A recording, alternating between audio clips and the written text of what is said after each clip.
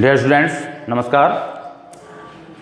इस YouTube channel Vineet Pandey physics times, dear students, आप लोग इसे YouTube में सर्च कर सकते हैं और वहां से रेड बटन को क्लिक कर इस चैनल को सब्सक्राइब कर सकते हैं। तो डियर स्टूडेंट्स, अगर आपको मेरे वीडियो पसंद आए तो आप लोग इस चैनल को लाइक, शेयर एंड सब्सक्राइब भी कीजिए। धन्यवाद डियर स्टूडेंट्स। आगे आज के वीडियो में हम लोग पढ़ेंगे क्लास 12 फिजिक्स चैप्टर नंबर 2 वैद्युत फ्लक्स। क्लास 12 फिजिक्स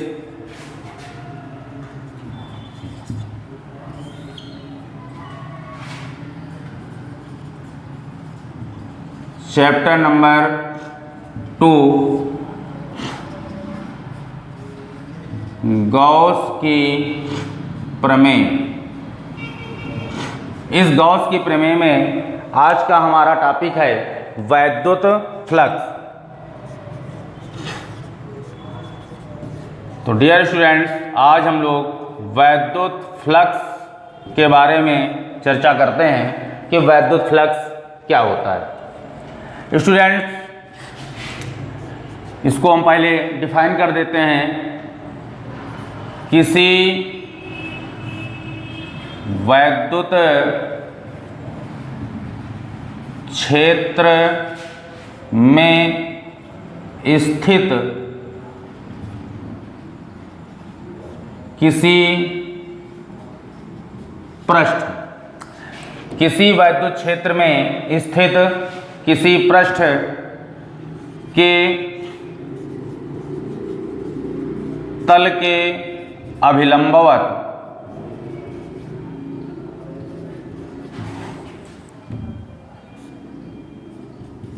गुजरने वाली वैद्युत क्षेत्र रेखाओं की संख्या की माप किसी वैद्युत क्षेत्र में स्थित किसी पृष्ठ के तल के अभिलंबवत गुजरने वाली वैद्युत क्षेत्र रेखाओं की संख्या की माप उस पृष्ठ से बद्ध वैद्युत फ्लक्स कहलाता है। वैद्युत फ्लक्स कहलाता है। डियर स्टूडेंट्स, ये हमारी डिफिनीशन हो गई। किसी वैद्युत क्षेत्र में स्थित किसी पृष्ठ के तल के अभिलंबवत गुजरने वाली वैद्युत क्षेत्र रेखाओं की संख्या की माप उस पृष्ठ से बद्ध वैद्युत फ्लक्स कहलाता है। यह एक अदिश राशि है। डियर स्टूडेंट्स, इसको समझने के लिए हम एक एग्जाम्पल की चर्चा करते हैं। एक एग्जाम्पल की सहायता से इसको समझते हैं कि यदि किसी पाइप से इस तरह से पानी बहुत स्पीड के साथ फ्लो हो रहा हो, तो चूंकि इस पानी की एक निश्चित दिशा है, इस पानी के बहने की एक निश्चित दिशा है, ये पानी एक निश्चित दिशा में फ्लो हो रहा है, इसलिए हम इस पानी को क्या कहेंगे? सदिश है। ये पानी किस टाइप का है? सदिश है ना। कि इस पानी को, इस वाटर को, जो वाटर फ्लो हो रहा है, ये एक निश्चित डायरेक्शन में फ्लो हो रहा है, इसलिए इस बहते हुए पानी को हम कैसी राशि कहेंगे? सदिश राशि कहेंगे। और यदि डियर स्टूडेंट्स, इसके सामने हम यहाँ पर कोई ट्यूब लगा दें जिसका एरिया ए है, और उस ट्यूब को हम नीचे एक टैंक के साथ कनेक्ट कर दें, तो ये बहते हुए पानी की धाराएं इस ट्यूब के अंदर जाएंगी, जैसे कि आपको दिखाया गया है। और इस ट्यूब के अंदर जो पानी जाएगा वह इससे नीचे नली की सहायता से टैंक में यहाँ भर जाएगा। अब जो टैंक में भरा हुआ पानी है इसकी कोई निश्चित दिशा नहीं है, तो टैंक में जो भरा हुआ पानी है यह पानी सदिश था जो बह रहा था, क्योंकि इसकी एक निश्चित दिशा थी, एक निश्चित दिशा में पानी फ्लो हो रहा था। इसके सामने हमने एक ट्यूब लगाई, तो इस ट्यूब के अंदर पानी जाएगा और जो पानी इस ट्यूब के अंदर जाएगा वहाँ एक नली हमने फिट की और इस नली के कनेक्शन से, इस नली के द्वारा यहाँ एक नीचे टैंक है, इस टैंक में पानी भर जाएगा। तो जो टैंक में भरा हुआ पानी है यह पानी अदिश है। चूंकि डियर स्टूडेंट्स यहाँ जो टैंक में पानी भरा है इसकी अपनी कोई दिशा नहीं है, लेकिन जो पानी यहाँ पर बह रहा था, फ्लो हो रहा था, चूंकि एक पाइप के द्वारा एक निश्चित दिशा में पानी भेजा जा रहा था, तो एक निश्चित दिशा में वाटर फ्लो हो रहा था, तो इसकी एक फिक्स डायरेक्शन थी, वाटर फ्लोइंग डायरेक्शन क्या थी, फिक्स थी। तो अगर किसी भी वाटर फ्लो होने की डायरेक्शन निश्चित हो, एक फिक्स डायरेक्शन में वाटर फ्लो हो रहा हो, तो ऐसे वाटर को, ऐसे पानी को हम सदिश कहेंगे। इसके सामने हमने एक ट्यूब लगाई और उसके द्वारा एक नली की सहायता से इस ट्यूब को हमने एक टैंक के साथ जोड़ दिया, तो इस ट्यूब के अंदर जो पानी जाएगा वो इस नली के द्वारा इस टैंक में आ जाएगा। अब टैंक में भरा हुआ पानी चूंकि सभी दिशाओं में फैल गया, तो टैंक में भरा हुआ पानी क्या है, अदिश है। यह पानी ही हमारा वैद्युत फ्लक्स के रूप में है। तो डियर स्टूडेंट्स यहाँ पर हमको ये समझना है कि वैद्युत फ्लक्स है क्या चीज। तो वैद्युत फ्लक्स इस एग्जाम्पल की तरह है कि अगर कहीं पर जिस प्रकार से पानी एक निश्चित दिशा में बह रहा है, अगर कहीं पर वैद्युत क्षेत्र रेखाएं इस प्रकार से, वैद्युत क्षेत्र रेखाएं सदैव धन आवेश से निकलती हैं और इस प्रकार से वैद्युत क्षेत्र रेखाएं कहीं पर हैं बनी हुई, तो उसके अपने वैद्युत क्षेत्र में, क्योंकि प्रत्येक वैद्युत क्षेत्र रेखाओं की अपनी एक फील्ड होती है, तो वैद्युत क्षेत्र रेखाओं की जो अपनी फील्ड है, तो इसके फील्ड में किसी वैद्युत क्षेत्र में, किसी वैद्युत क्षेत्र में स्थित किसी पृष्ठ, अगर यहाँ पर कोई पृष्ठ आगे इस लगाया जाए, तो डियर स्टूडेंट्स देखें यहाँ पर एक पृष्ठ ये बनाया गया और दूसरा अगर यहीं पर एक आगे पृष्ठ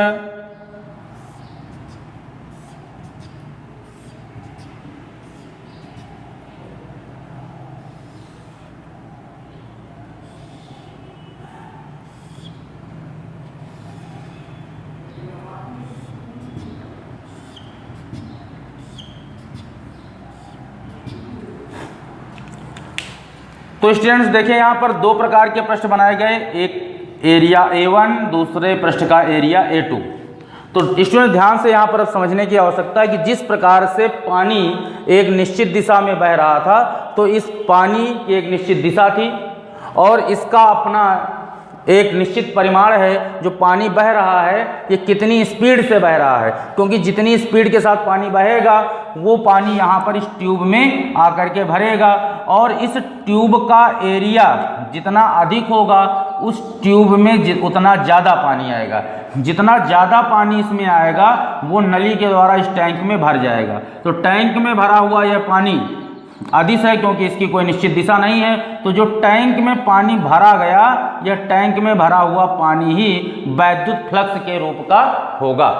ठीक इसी प्रकार से अगर कहीं पर वैद्युत क्षेत्र रेखाएं हैं और उस वैद्युत क्षेत्र रेखाओं में किसी वैद्युत क्षेत्र में अगर किसी पृष्ठ को रखा जाए, तो उस पृष्ठ के तल के अभिलंबवत, जैसे यहाँ पर ऐसे कोई पृष्ठ है तो इस पृष्ठ के तल के यहाँ से वैद्युत क्षेत्र रेखाएं आ रही हैं, ये पृष्ठ है, यहाँ से वैद्युत क्षेत्र रेखाएं इस प्रकार से आ रही हैं, तो ये वैद्युत क्षेत्र रेखाएं इस पृष्ठ के, ये पृष्ठ का तल हो गया और इसके अभिलंबवत अगर वैद्युत क्षेत्र रेखाएं इस प्रकार से गुजरती हैं तो ध्यान से देखें स्टूडेंट्स कि किसी वैद्युत क्षेत्र में ये वैद्युत क्षेत्र रेखाएं जा रही हैं और इसमें स्थित यह एक पृष्ठ है, तो किसी वैद्युत क्षेत्र में स्थित किसी पृष्ठ के तल के अभिलंबवत जो गुजरने वाली वैद्युत क्षेत्र रेखाओं की संख्या है, इन संख्याओं की माप ही उस पृष्ठ से बद्ध वैद्युत फ्लक्स कहलाता है।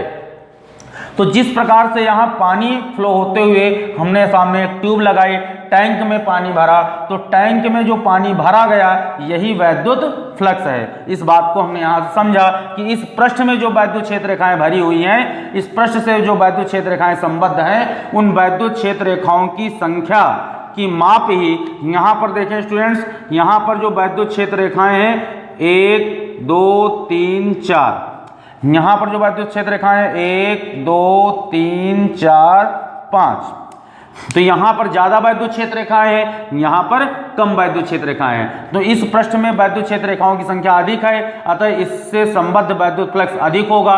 इस पृष्ठ से संबद्ध वैद्युत क्षेत्र रेखाओं की संख्या 4 है, कम है, तो इससे संबद्ध वैद्युत फ्लक्स कम होगा।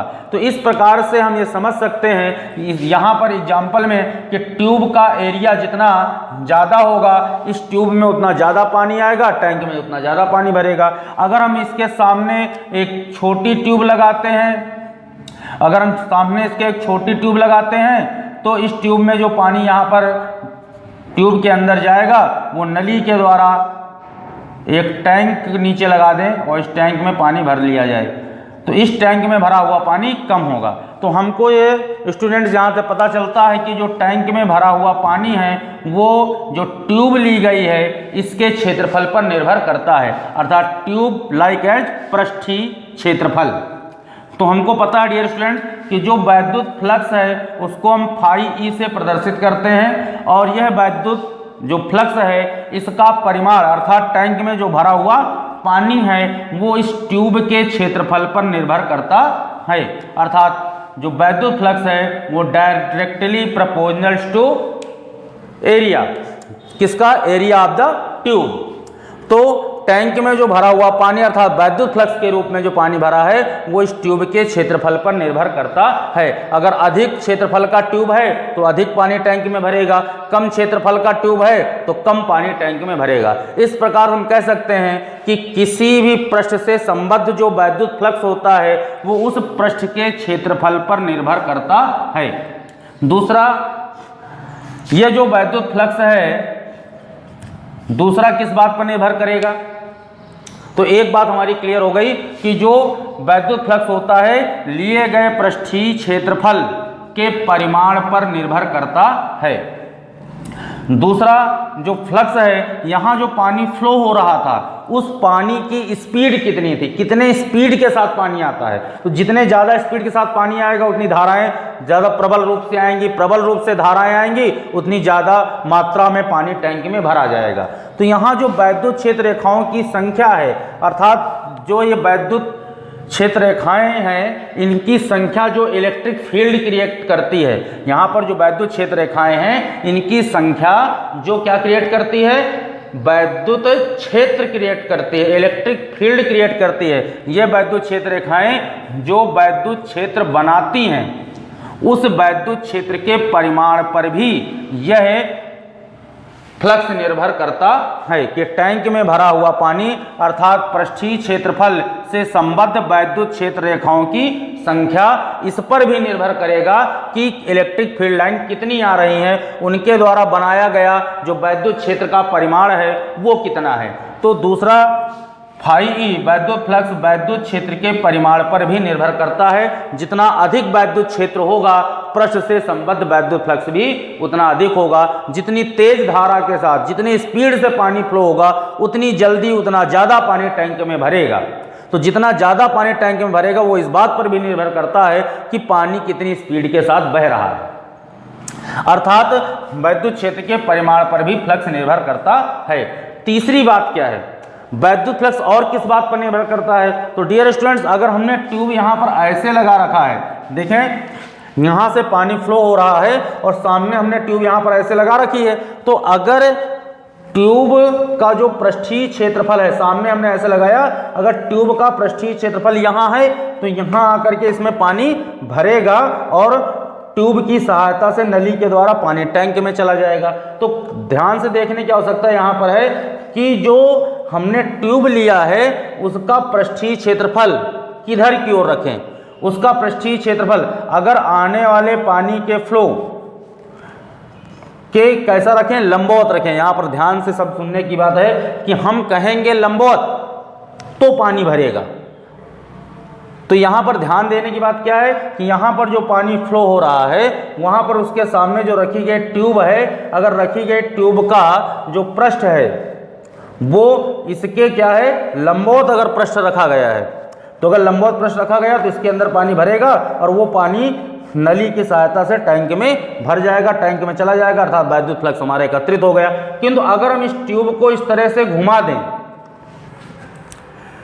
तो अगर हम ट्यूब को घुमा दें तो जो पानी आएगा वो सीधा निकल जाएगा। अर्थात अगर हमारे ट्यूब का जो पृष्ठ है वो बहने वाले पानी के समांतर कर दिया जाए तो अब इसमें पानी नहीं भरेगा, टैंक में पानी नहीं आएगा। इस बात को डियर स्टूडेंट्स बहुत ध्यान से समझने की ज़रूरत है कि यहाँ जो पानी फ्लो हो रहा है, तो अगर सामने जो ट्यूब है, अगर इसका पृष्ठ पानी का जो फ्लो है उसके डायरेक्शन के, ट्यूब का पृष्ठ पानी के फ्लो वाले डायरेक्शन के लंबवत है।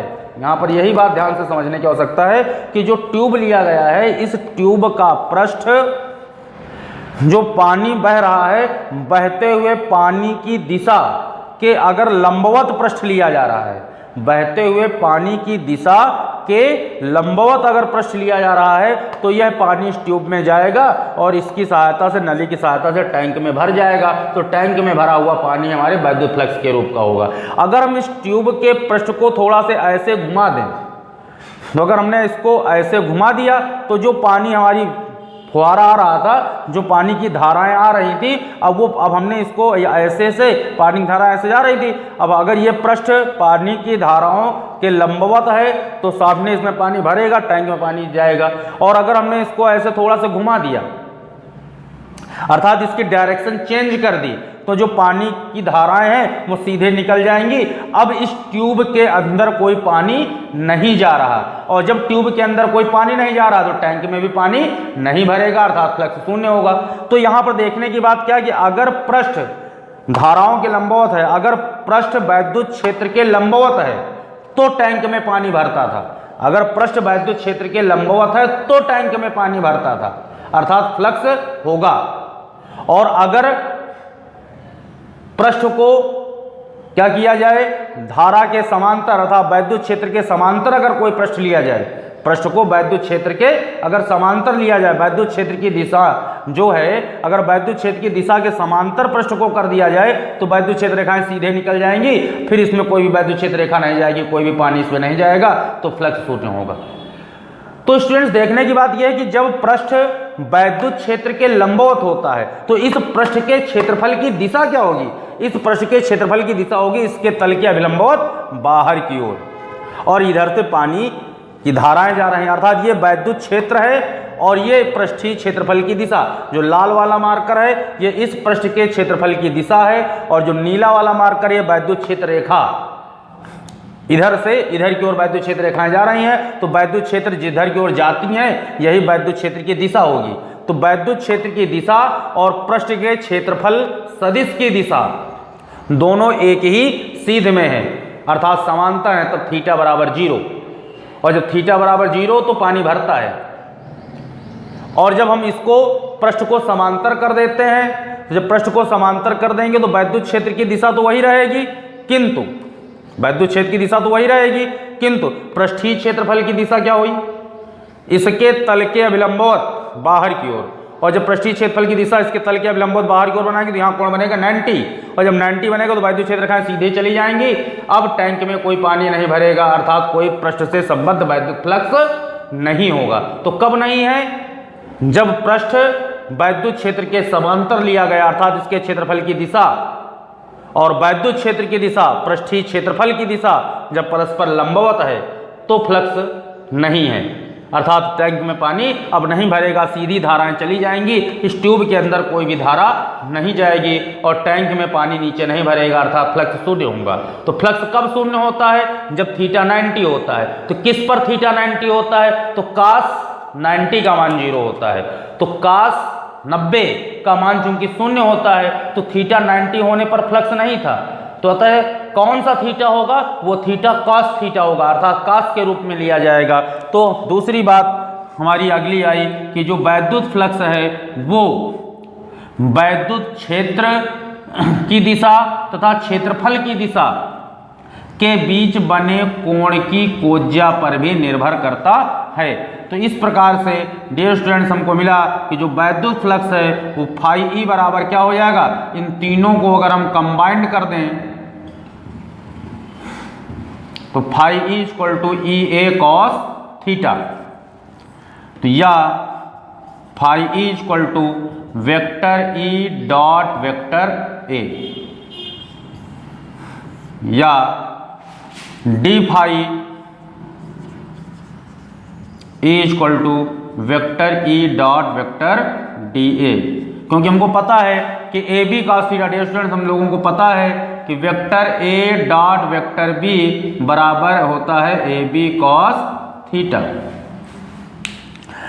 तो डियर स्टूडेंट्स यहां से हम लोगों ने सीखा कि vector A dot vector B बराबर ए बी कॉस थीटा के अनुसार vector E dot vector A E A cos theta बराबर क्या हो जाएगा? Vector E dot vector A. तो यहां से अगर हम वैद्युत फ्लक्स की परिभाषा बनाएं तो हम क्या कह सकते हैं कि किसी वैद्युत क्षेत्र के परिमाण, किसी वैद्युत क्षेत्र के परिमाण वेक्टर ई का परिमाण हो गया ई और क्षेत्रफल का परिमाण ए, और उन वैद्युत क्षेत्र की दिशा तथा क्षेत्रफल की दिशा, वैद्युत क्षेत्र की तीव्रता की दिशा तथा क्षेत्रफल की दिशा के बीच बने कोण की कोज्या के गुणनफल के बराबर होता है। या हम दूसरी तरह से कह सकते हैं कि किसी वैद्युत क्षेत्र वेक्टर ई तथा उस वैद्युत क्षेत्र में लिए गए पृष्ठ के क्षेत्रफल की दिशा वेक्टर ए क्षेत्रफल सदिश के अदिश गुणनफल को पृष्ठ से संबद्ध वैद्युत फ्लक्स कहते हैं। तो यहाँ पर डियर स्टूडेंट्स हम दो तरह से इसको परिभाषित करते हैं। एक तो ये परिभाषा हो गई, किसी वैद्युत क्षेत्र में स्थित किसी पृष्ठ के तल के अभिलंबवत गुजरने वाली ये वैद्युत क्षेत्र रेखाएं हैं, इसके सामने पृष्ठ लिए गए। तो यहाँ पर जो पृष्ठ लिया गया, यहाँ अगर इस पृष्ठ का एरिया A1 है तो इससे संबद्ध वैद्युत क्षेत्र की रेखाएं संख्याओं वैद्युत क्षेत्र रेखाओं की संख्या 4 है। तो यहाँ पर वैद्युत क्षेत्र रेखाएं 4 हैं, यहाँ पर वैद्युत क्षेत्र रेखाएं 5 हैं। तो किसी भी वैद्युत क्षेत्र में स्थित किसी पृष्ठ के तल के अभिलंबवत, ये पृष्ठ हो गया, इसके तल के अभिलंबवत जो गुजरने वाली वैद्युत क्षेत्र रेखाओं की संख्या की माप है वो उस पृष्ठ से संबद्ध वैद्युत फ्लक्स कहलाता है। जितनी ज्यादा वैद्युत क्षेत्र रेखाओं की संख्या होगी फ्लक्स उतना ही ज्यादा होगा। तो वैद्युत क्षेत्र रेखाओं की संख्या की माप को ही उस पृष्ठ से संबद्ध वैद्युत फ्लक्स कहते हैं। परिभाषा ये हो गई हमारे, किसी वैद्युत क्षेत्र में स्थित किसी पृष्ठ के तल के अभिलंबवत गुजरने वाली वैद्युत क्षेत्र रेखाओं की संख्या की माप उस पृष्ठ से बद्ध वैद्युत फ्लक्स कहलाता है। यह एक अदिश राशि है, इसे फाई से प्रदर्शित करते हैं। इसका सूत्र होगा phi E equal to vector E dot vector A, या D phi E equal to vector E dot vector D A. Phi E equal to E A cos theta, यह एक अदिश राशि है क्योंकि टैंक में भरा हुआ पानी इसकी कोई निश्चित दिशा नहीं है, चारों तरफ फैला हुआ है। अगर हम इसी परिभाषा को सूत्र के आधार पर बनाएं तो क्या कहेंगे, किसी वैद्युत क्षेत्र में स्थित किसी पृष्ठ से संबद्ध, किसी वैद्युत क्षेत्र में स्थित, यहां से लाइनें ले लेंगे, किसी वैद्युत क्षेत्र में स्थित किसी पृष्ठ से संबद्ध वैद्युत फ्लक्स वैद्युत क्षेत्र की तीव्रता वेक्टर ई, इसके अनुसार परिभाषा बनाएं कि किसी वैद्युत क्षेत्र में स्थित पृष्ठ से संबद्ध वैद्युत फ्लक्स, किसी वैद्युत क्षेत्र में स्थित, किसी वैद्युत क्षेत्र में स्थित किसी पृष्ठ से संबद्ध वैद्युत फ्लक्स वैद्युत क्षेत्र की तीव्रता वेक्टर ई तथा उसके क्षेत्रफल सदिश, पृष्ठ के क्षेत्रफल सदिश वेक्टर ए के अदिश गुणनफल के बराबर होता है। तो किसी वैद्युत क्षेत्र में स्थित किसी पृष्ठ से संबद्ध वैद्युत फ्लक्स वैद्युत क्षेत्र की तीव्रता वेक्टर ई तथा क्षेत्रफल सदिश वेक्टर ए के अदिश गुणनफल के बराबर होता है। हम सूत्र की सहायता से परिभाषा बना सकते हैं। डियर स्टूडेंट्स, इसी में हम साथ में आगे पढ़ते हैं कि वैद्युत फ्लक्स कितने प्रकार का होता है। तो वैद्युत फ्लक्स दो प्रकार का होता है, एक धनात्मक वैद्युत फ्लक्स और ऋणात्मक वैद्युत फ्लक्स।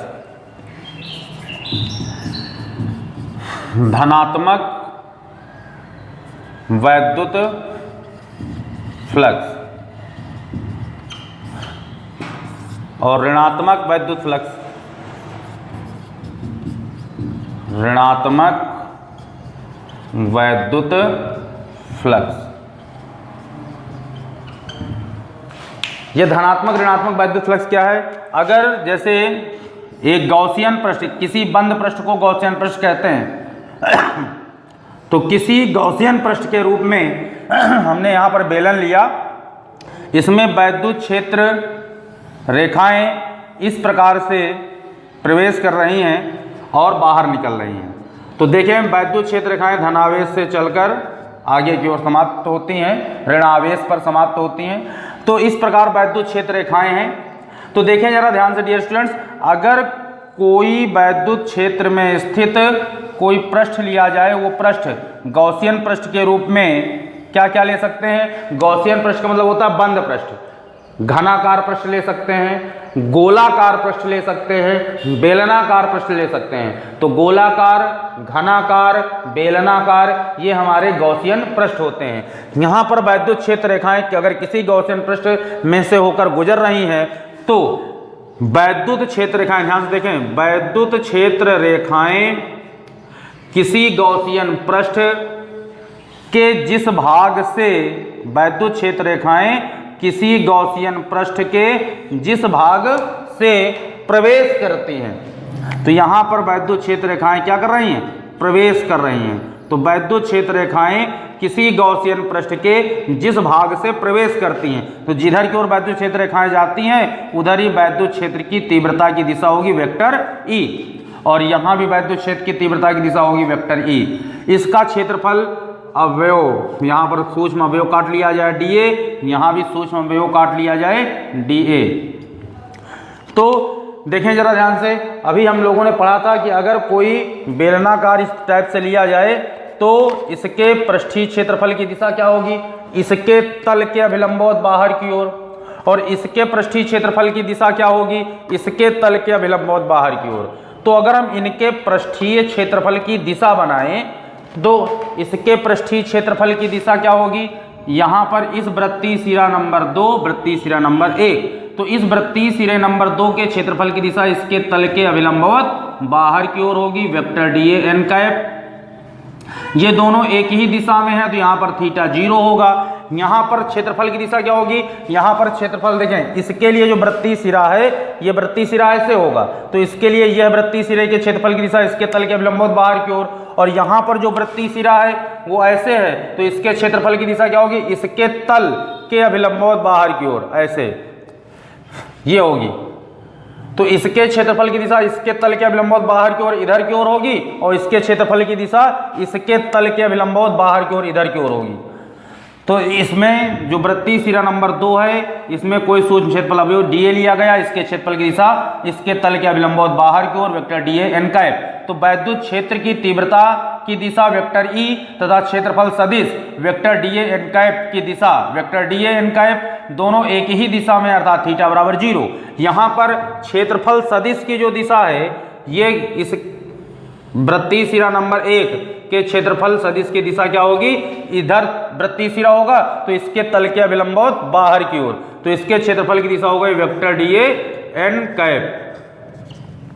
तो यहां पर देखें, चूंकि वैद्युत क्षेत्र रेखाएं इधर से इधर की ओर जा रही हैं, तो वैद्युत क्षेत्र की तीव्रता की दिशा तो इधर की ओर होगी। तो यहां पर वैद्युत क्षेत्र की तीव्रता की दिशा तो वही है, लेकिन क्षेत्रफल की दिशा इधर की ओर है, दोनों परस्पर विपरीत हैं। तो यहां पर थीटा कितना होगा? 180। तो इससे संबद्ध वैद्युत फ्लक्स की परिभाषा से phi E equal to E D phi E equal to E D A cos 180 और यहां से संबद्ध फ्लक्स क्या होगा, d phi e equal to E D A cos 0।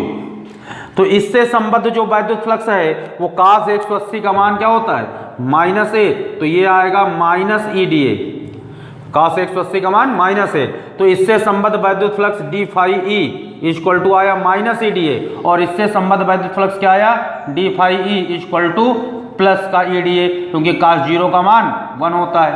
तो यहाँ पर जो फ्लक्स है वो धनात्मक और यहाँ पर जो फ्लक्स है वो ऋणात्मक, तो ये ऋणात्मक वैद्युत फ्लक्स हुआ और ये धनात्मक वैद्युत फ्लक्स हुआ। तो इस तरह से हम डियर स्टूडेंट्स कह सकते हैं कि किसी भी गॉसियन पृष्ठ या कोई बंद पृष्ठ अगर है तो वैद्युत क्षेत्र रेखाएं, ध्यान से सुने परिभाषा, यदि वैद्युत क्षेत्र रेखाएं किसी पृष्ठ में प्रवेश करती हैं तो वैद्युत क्षेत्र रेखाएं किसी गॉसियन पृष्ठ, कोई बंद पृष्ठ है तो वैद्युत क्षेत्र रेखाएं किसी बंद पृष्ठ, किसी गॉसियन पृष्ठ के जिस भाग से प्रवेश करती हैं उस भाग से संबद्ध वैद्युत फ्लक्स ऋणात्मक वैद्युत फ्लक्स कहलाता है और पृष्ठ के जिस भाग से वैद्युत क्षेत्र रेखाएं बाहर निकलती हैं उससे संबद्ध वैद्युत फ्लक्स धनात्मक वैद्युत फ्लक्स कहलाता है। डियर स्टूडेंट्स, इस वीडियो में हम लोगों ने वैद्युत फ्लक्स क्या होता है और वैद्युत फ्लक्स कितने प्रकार के होते हैं इसके बारे में अध्ययन किया कि किसी बंद गॉसियन पृष्ठ, गॉसियन पृष्ठ का मतलब होता है बंद पृष्ठ है, तो किसी वैद्युत क्षेत्र में, ध्यान से परिभाषा सुने, कि किसी वैद्युत क्षेत्र में अगर कोई बंद पृष्ठ लिया जाए तो वैद्युत क्षेत्र रेखाएं पृष्ठ के जिस भाग से प्रवेश करती हैं, वैद्युत क्षेत्र रेखाएं पृष्ठ के जिस भाग से प्रवेश करती हैं उस भाग से संबद्ध वैद्युत फ्लक्स ऋणात्मक वैद्युत फ्लक्स कहलाता है और वैद्युत क्षेत्र रेखाएं पृष्ठ के जिस भाग से बाहर निकलती हैं उस भाग से संबद्ध वैद्युत फ्लक्स धनात्मक वैद्युत फ्लक्स कहलाता है। तो यदि वैद्युत क्षेत्र रेखाएं पृष्ठ के किसी भाग में प्रवेश करती हैं, जाती हैं, ध्यान रखना है कि यदि वैद्युत क्षेत्र रेखाएं पृष्ठ के किसी भाग में प्रवेश करती हैं, जाती हैं, तो उस भाग से संबद्ध वैद्युत फ्लक्स ऋणात्मक वैद्युत फ्लक्स और यदि वैद्युत क्षेत्र रेखाएं पृष्ठ के किसी भाग से बाहर की ओर निकलती हैं, निर्गत होती हैं, बाहर जाती हैं, तो उस भाग से संबद्ध वैद्युत फ्लक्स धनात्मक वैद्युत फ्लक्स होता है। धन्यवाद डियर स्टूडेंट्स, धन्यवाद।